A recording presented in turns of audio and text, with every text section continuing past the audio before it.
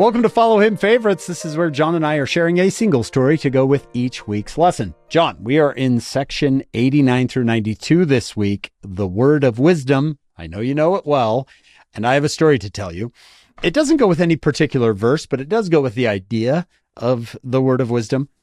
John Taylor, the third president of the church, long before he hears of the church, he's living in England. He's not going to join the church until he moves to Canada. He's a young man, he's living in England, and he chews tobacco. He uses tobacco like everybody else.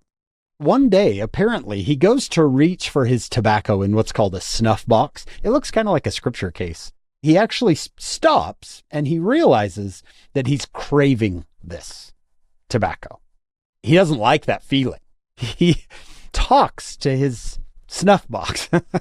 He actually says to it, "Listen to me." Right? Can you imagine the box? The box is like, who, me? You're talking to me?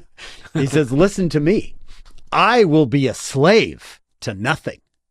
There's no word of wisdom, John. There's nobody saying this is bad for your health. Nothing. None of that.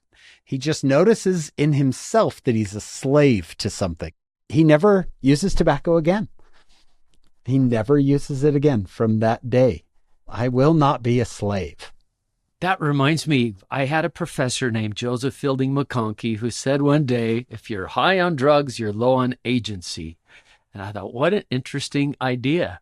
If you're craving agency, if you have to satisfy that, your agency is some lessened. What did the snuff box say? I'm waiting to hear. I wonder if the snuff box is like, well, let me show you.